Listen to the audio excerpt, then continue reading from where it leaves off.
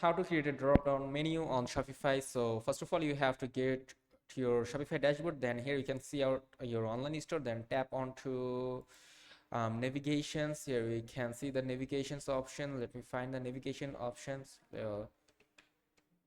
Navigations. There is no navigations. Okay, let me find out my navigation options from my online store.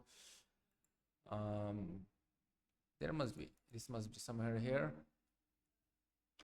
You can create on this menus option. Then you can create a menu that you want to add. For example, you can add labels. You can search or paste the link. For example, you want to add blog post, you can add it.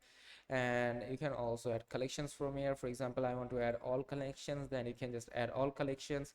You can add more menu from here. You just have to enter the name, then you have to search or paste the link of your collections. For example, I'm going to tap on the products, and then I'm going to choose all products, or this one. Then you can just save it up, and there we go. This is how you can add navigations to your product page very easily. So let me show you. Here is the product page added. Now you can save it up. So this is as simple as that. So if this video is helpful, let me know in the comment section. Till then, take care. Goodbye.